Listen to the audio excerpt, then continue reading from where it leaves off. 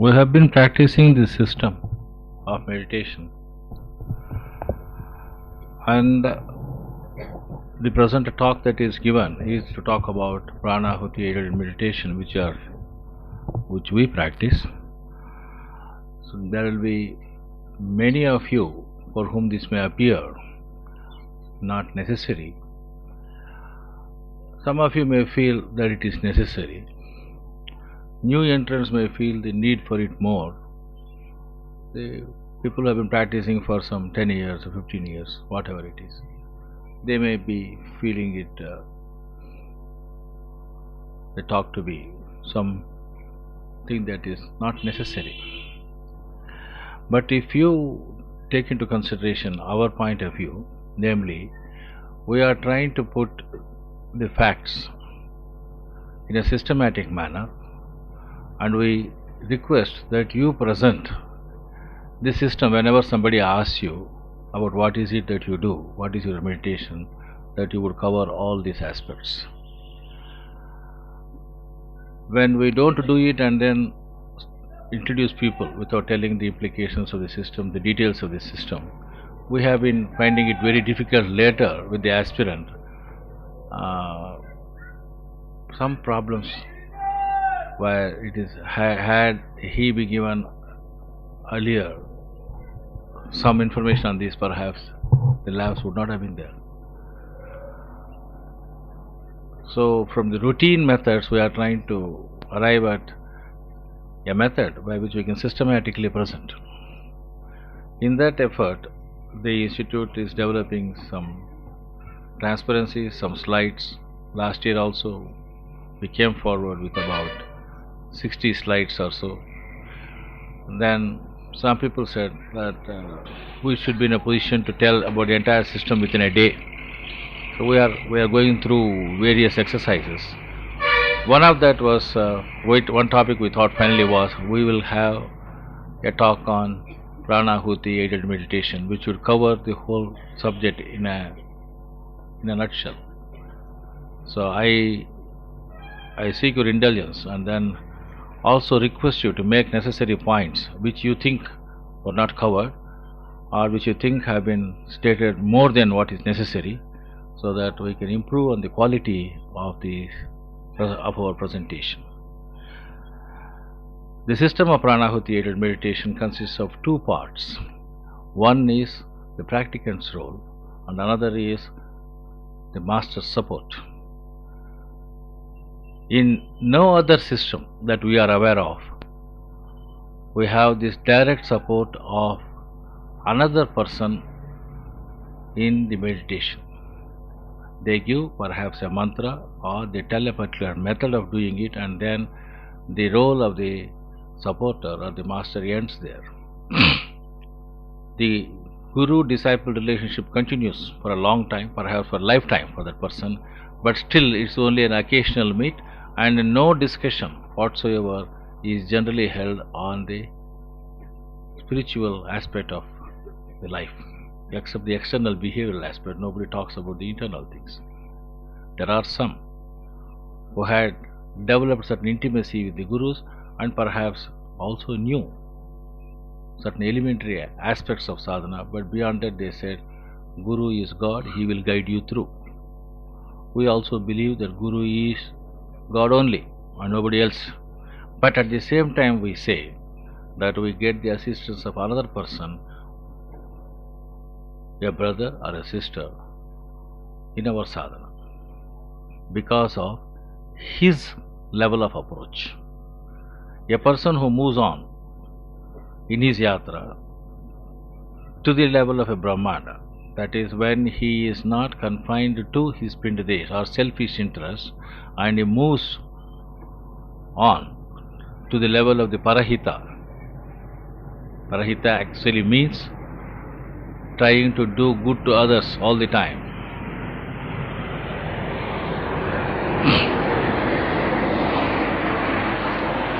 This as a behavioral attitude may be possible for any person to develop. He need not develop to that level. Social service does not require a man to be at the Brahmanda level. But when A person feels his presence elsewhere than in his own body. When he goes out of his body consciousness, when the boundaries of his body consciousness expand, he is supposed to have entered into the Brahman. A person who feels confined to his body, who is concerned about his body and its needs, is definitely a man concerned with his Pindadesh or the physical level. He is confined to the Jiva. So those are the people who are not able to go beyond the physical level, cannot confuse themselves, thinking that they are at the higher plane of consciousness. Some of you may be aware, or perhaps all of you are aware, that during our meditations we do seem to have crossed the borders. Some of us are very conscious of the mosquito bite, some of us are not. So long as the body consciousness is there, you are definitely conscious of the mosquito bite. You will also feel sultry, you will also feel cold, because these are all the conditions of the body, and your consciousness is attending to that. If your consciousness is attained outside this, and if it expands, naturally you will not feel these constraints. I am just trying to explain to you what would be a Brahmanda consciousness. And a person at that level would naturally help others. That natural tendency or a concern for others' welfare is something that develops in a person who has moved out of his Pinda consciousness. Such people are competent to help others. Other than them, they will not be in a position to help positively or in a very, very real way manner other man's progress. So Pranahuti is an act that is possible only by a person who has crossed the boundaries of his body. Body consciousness limitations should go. These limitations, when we say that, we are not asking anybody to die. But there is a spiritual growth which is almost death to the physical body. It is not concerned with this. They are capable of putting in efforts without worrying about hunger or thirst or sleep. These are the three things that govern a jiva, a living being. These three things are there. They are capable of putting an effort. And people who are conscious of these three can be considered as people who have not crossed the boundaries of their body, because they are concerned with it. Such people can offer Pranahuti. Is it possible for any person to do it? That's a natural question that comes to you. You find the other person who is helping you also having all these limitations. Yes, in this system that has been developed by Babuji Maharaj, he says that I do not lift you out of this body consciousness totally. There are 5 sub-centers here in the Pindadesh. We make sufficient progress in that, and then we put the man onto the Brahman level by a reflected power of the Master, and such people alone are competent to transmit the power or will for the betterment of others. When a person wants some sadhana, some sadhaka to improve, and then he says, now I will give transmission to you, he means that you are aspiring for the higher stage. I am assisting you with my will also to support that. Such a will should not be vitiated by selfishness. Otherwise, we will be trying to help our own relatives, our own friends. We do not want to cross that border. That is also body consciousness. We definitely get linked to our own people, and we think they are the only persons about whom I can think about. Nobody else is important for me. The moment you think that you can help others also, the question is whether you would like to have some importance, self-importance. Here is a person whom I can catch hold of and then tell him that I am going to help him. Thereby, I express my importance to him. For fame, for name, also a person can cheat others with this type of thinking. Please note it. It's also a self-interest. It's a body consciousness. You want your image to be worshipped, the real sense of the term. not by putting the photos, not by keeping your photo in his house, but you want him to think in his mind. An idol, an idea is given to him, and that idea is made into an idol, and you get imprinted in the other person as their guru. Just now I had occasion to talk to some trainer, and he said somebody has written that his guru has left after your transfer. This happens. It does happen. Unwittingly it happens. Because the other man is bound by the body consciousness, number one. And if you are given a scope for him to think so, you will not be in a position to perform the Pranahuti. Such people are available among us, who are capable of working from the Brahmanda level, because they have been prepared to some extent, not totally.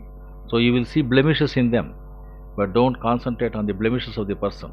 See the good in him, which is trying to help you, and then you will have the support. So this support that is coming to you is from an act of will of another person, which is not vitiated by his selfish interest. You must make sure, then only it can be transmission. Otherwise you should cease to have any help from such people, because they will make you a Pashu. You will become a Guru Pashu. Don't become one. We are here seeking liberation. We are seeking freedom. We are not prepared for bondages. No yogi is offering himself for that. No man should, for that matter, become a beast. Beast is one which is controlled by others. Man has to stand on his own.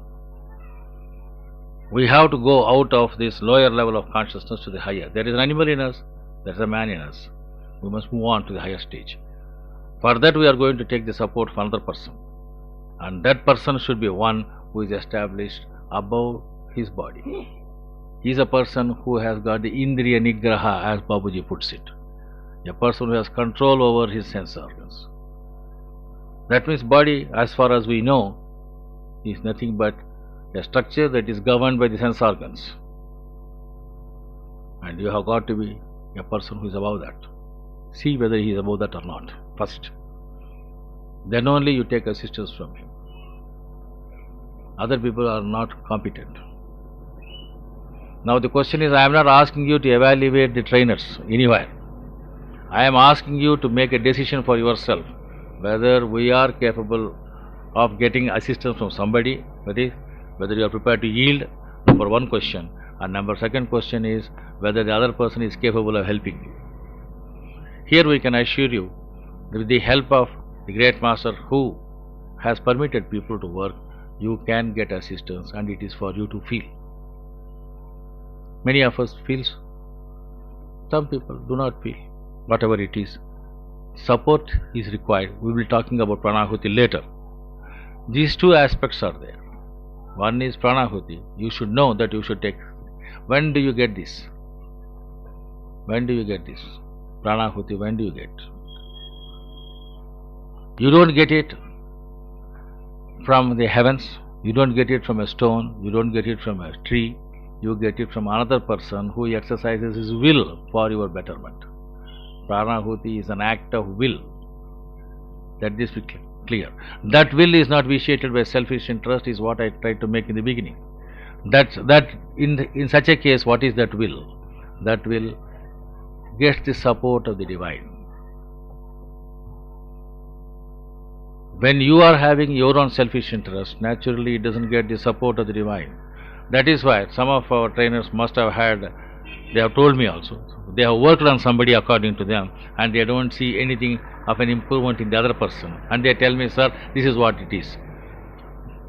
And I said, come on, let us examine. Then we find that person on whom he has worked is his own relative, or somebody who is so close to him. He wanted to give some consideration for that person, overriding the interests of others who are seekers. It is governed by selfishness, and such work never happens. It fails. There cannot be motivated behavior here. A person who doesn't have that type of motivation alone is capable of doing this. Make sure you get such a person. Such persons are available. God is always kind to us. He always shows a person who can lead us. Only we should be in a position to yield. These are all certain of the digressions I made to start with, mainly because some of you have got several notions about these things. If I go to a particular trainer, he will be in a position to do something. Without your aspiration, no trainer can do anything. Unless you have got your goal clarity, he cannot do anything. And that person also cannot do on his own something. Sir, can we not do something for the other person by transmitting to him continuously? Unless he seeks, you cannot do anything. These are the notions, certain wrong notions about it.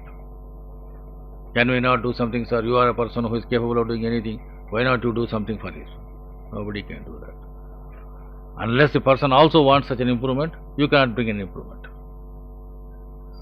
Unless you are yourself established at a higher plane and then you go on merits of the case rather than the persons, you will not be in a position to do. Let these objective standards be maintained in our mind first, and then we proceed further in our task.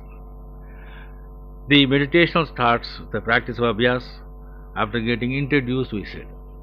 During introduction, 3 sittings are taken. 3 sittings are a must. There is a gap that is required, generally of 24 hours duration. Sometimes it is relaxed to 12 hours also. But there must be a gap. 3 sittings means now you sit for about half an hour. After 1 hour you sit for another half an hour. After 2 hours again another half an hour. Then you say that person is introduced, that person is not introduced. The constraints of time were such, sir, that I had to do it during the flight. I have completed all the 3. Fine, you have completed. In your way you have completed. But nothing has happened. Because it takes time to seep in. The thought has to sink to the heart. What is it that we do at the time of introduction? We establish a link with the ultimate source of consciousness, which we are capable of touching, namely that of Sri Ramchandraji Maharaj. Beyond that, we are not conscious of what it is, because he is himself void. Any other concept above him, maintained by some people, mainly because of their information coming from books of Vedanta and other sources, make them think there must be something above. Above void, that can be void, and void alone. And when we say that the Master has merged in void and is null, then he is null. That's all about it. Any idea maintained by any person as seeking some help from the divine state is a peculiar philosophical concept entertained by them for reasons of their own, which I would not like to digress, because there is no point in talking about it. We are talking about things which are not tangible. Absolute, Brahman, divine, ultimate, these words for me do not mean anything so far as sadhana is concerned, because we have a master who is available to us on the one side and who is himself merged in the ultimate on the other side. There are 2 portions of Babuji Maharaj that we have got to clearly understand. His personality is null, is void. That's one aspect of it. The other aspect of it, he is available to us and we can reach him. We can reach him through the connections that are going to be established. The very first sitting that you are going to have, we tell new practicants that this person is getting introduced to God through the masters. The divine, we use the word. Bharadacharya was as a philosopher, as a scholar, he used this word several times. Ultimate. Babuji uses the word bhuma to refer to that condition, which is not the last one, which is actually the penultimate. The ultimate is ultimate, only void. The bhuma is the one that expresses. The mother is the one that expresses. That connection, that initial source. This is felt by the persons who are introduced as vibrations, as something that moves in their body, some force that enters into them. This is the first parameter that the person, the abhyasi can have to show that he is experiencing a consciousness of a higher type. And during that time he is in an altered state of consciousness. He is not in the consciousness of his body, but something else. There is something of a change, at least temporarily, of an altered state of consciousness he has. That gives him the quiet, that gives him the calm, that gives him the peace. This is had in the very first sitting. In the second sitting, what is done is we try to give the suggestion through process of will that this person is moving from the animal state to the human state. Not all of us are born as humans. Totally. We are human, we are also animals. Which is our duty to reduce the animal and move on to the human level. That's our right. That is only the justification. Then only your existence is justified. Otherwise you have wasted, squandered the opportunity. We enable the applicant, we enable the aspirant, we enable the practicant, whatever word you use, to move on from this animal level to the human level.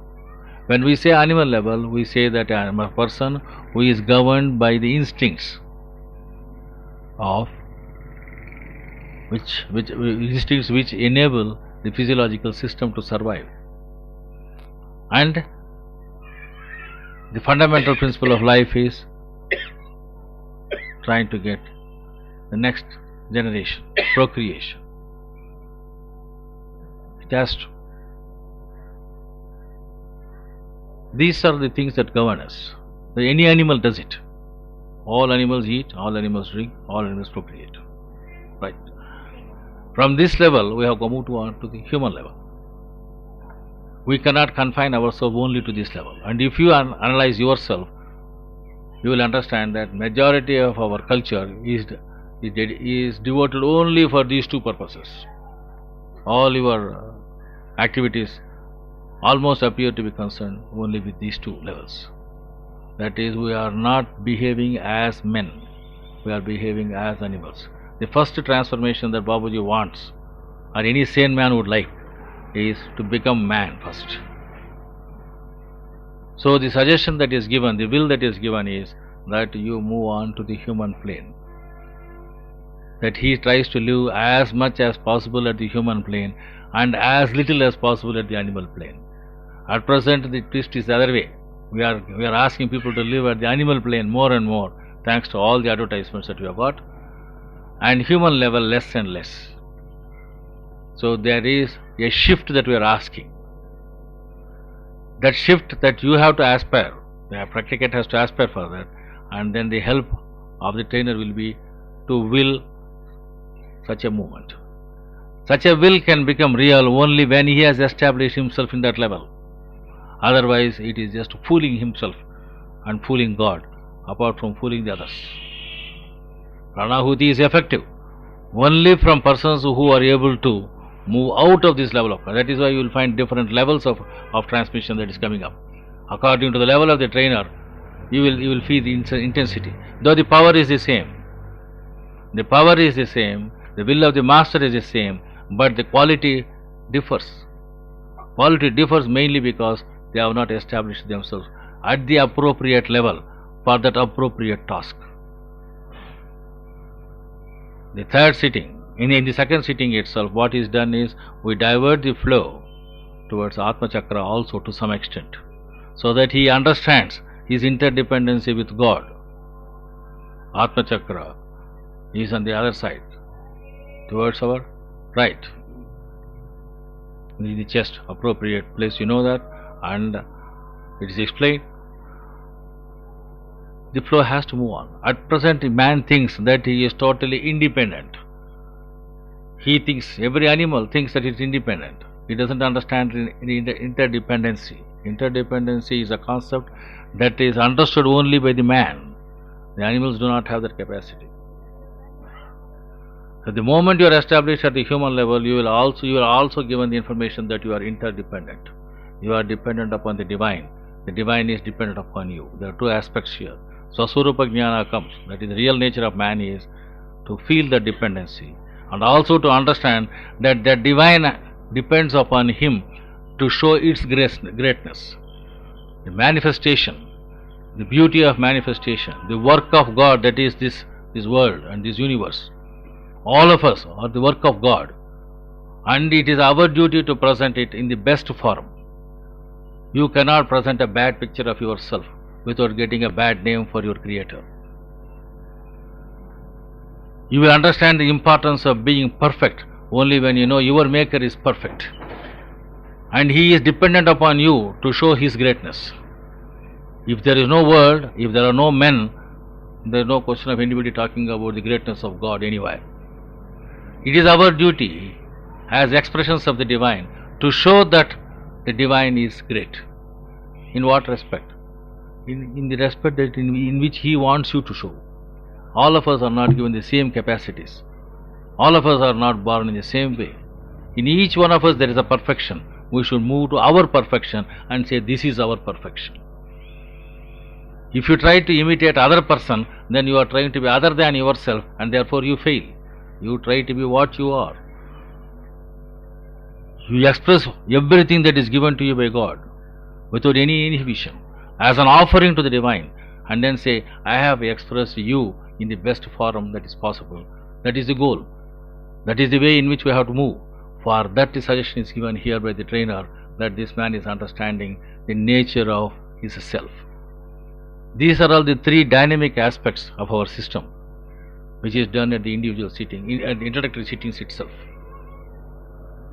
Then, with the will that he progresses in the path is given, and he is maintained at that level in the third sitting. These are all the procedures of introduction. This is how we do. This is how the Pranahuti and our support of the Master is taken. We are aware, fully aware, all the trainers are fully aware that we are not all that competent to do this task. And we know we would fail on our own.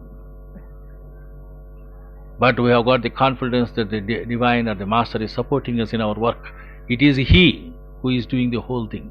Because when He tries to express, He has expressed me.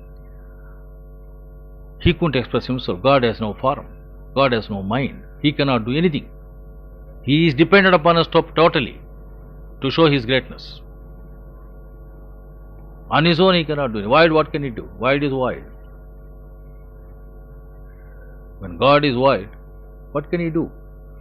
Only when we know that we are gods here, expressions of God, then you understand the value of life, meaning of life, and then you express it well. Perfection becomes your other name for you. Imperfections do not find place. You know it is animality that is making you imperfect. You know it is your sloth that is making you imperfect. You refuse to accept all these things. Neither tamasic life nor the rajasic life we accept. We move on to the sattvic life. We try to be as pure as possible, as pristine purity as possible. We maintain so that the divinity is expressed. It is our duty to be rishis. We are squandering ourselves to the level of animals. We are degrading ourselves to that level. Every person here is a rishi. That is the call. When Babuji says that all my people are saints, this is what he meant. He had the courage to say that all my people are saints. Have we the courage to say so is the question. And if you have got the courage, then you say, yes, I have known. I have known that I am dependent upon the divine. I have known that I cannot live in any other way than expressing His greatness all the time. In our action, in our deed, in our thought, everything. Everything is His. We come naturally to the condition of what we call Sita Prajnatva, handing over everything to Him. You are not disturbed, because that is what is to happen. Any situation, that is what is to happen. Kartrutva, Jnatrutva, Bhoktrutva, that is, you are knowing, you are acting, and you are enjoying. If so long as you think it is yours, you will be in misery. If you know that it is His, then you are in bliss. Every act of ours is His. Every thought of us is His. Every feeling of ours is His. When you accept that, you will not definitely fall low to the level of animal. You know, if your thoughts are to be bad, you know it cannot be divine. You will not entertain that. You will not behave in ways which can be considered as bestial or asuric. You will cease to do such things. It is that awareness that we are trying to establish by diverting the flow to the Atma Chakra. When the Atma Chakra is fully blooms, that is the condition that comes to you. And automatically you move on to the higher plane. The thought that has been given in the beginning as a suggestion becomes a reality. By two things, your sadhana and the constant influx of the divine force into you. Many of the people who are introduced are not told that they should take regular individual sittings and that they should participate in SatSangh. In SatSangh and individual sittings alone you have got again the taste of Pranahuti. At the time of introductory sitting you have got, later on only on these two occasions you have. When you meditate on your own, if you think you are getting Pranahuti, it's an illusion. Don't delude yourself by the vibrations, because those vibrations are consequent to the initial introduction. Initial introduction is so powerful that it goes on. The link with the divine is permanent. That cannot be cut off. A person who has been introduced to the system in this proper way, if it has been done, as Babuji says, it cannot be severed. It cannot be severed. Even if a person drops out of the meditation and does not follow, it cannot be severed. And I asked him, several people go away, and he said, where do they go? They don't go anywhere away from me. I'm holding on. I allow them. Even he passes away from this present life. He says, yes, in the next life I will still be there. My connection is there.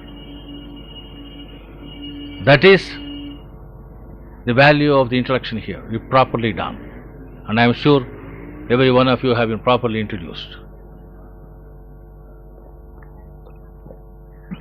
My assurance is mainly because you feel the vibrations when you meditate on your own. That confirms my belief or my acceptance of the concept that the link is permanently established. Otherwise you won't feel that. You meditate, but you confuse that with Pranahuti. Don't confuse it, it's your state. The vibrations are the path of the nada. As Nadopasana is actually our method. If you read Lalaji, then he will say Nadopasana is the path, and then here it is. The vibrations are the finest forms of sound or nada. We are going beyond the levels of sensory things. That's why you don't feel the omkaras many times, but the vibrations we feel. And if you know that it is a nada, perhaps then you will understand what is the link that we get at the first instance itself. That is the one that we get as ajapa. Many of us ignore these vibrations as something that happens to us, some physiological thing or a physical thing or whatever it is. They don't equate it with ajapa condition. Ajapa is that. After laborious efforts of reciting a particular japa, a person comes to the state of vibration in the traditional path, whereas here that is introduced at the very first sitting itself. Your link with the ultimate through nada is there. You also know after some time that nada is felt in throughout the body, not only in the heart, but you find it from top to toe. Something is flowing, something is happening, sir, to me, something is going through me. To that extent you know, but you do not have the viveka to know that it is the anahat condition that has come to you, because we do not talk about all that. Hints are given to you so that you develop the discriminative intelligence to understand that. That part is what is lacking. Your understanding from your side, the abhyasi is part, the role of the abhyasi. He is to be attentive and alert to whatever is happening to him. These are the two qualities that you should develop. You have got to be attentive and alert. And these two things happen. With the first 5 months or 6 months itself, you have already been established at the Anahat condition. When we talk about our system, we talk about very positive aspects of it. We do not want to talk that it takes such a long time elsewhere. We don't want to stress on that.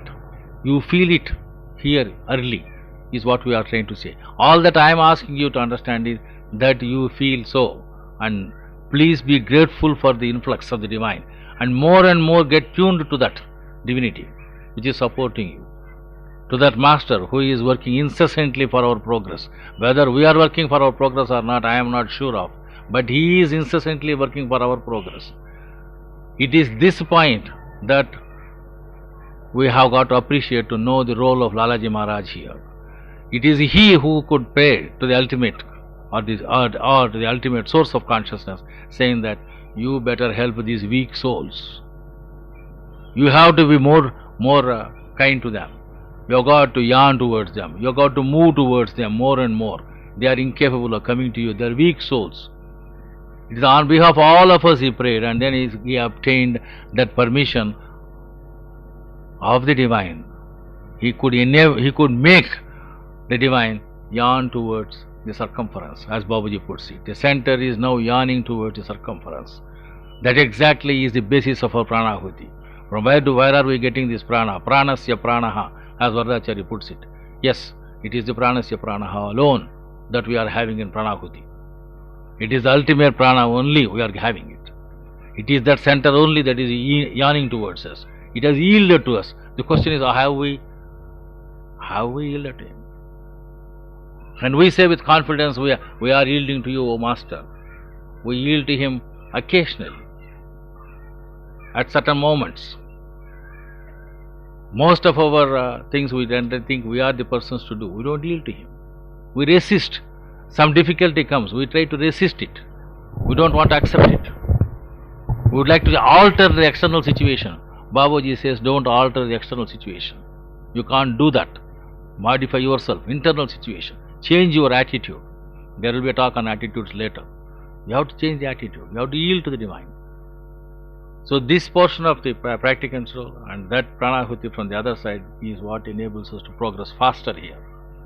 And through various stages we move on, about which there will be a separate talk.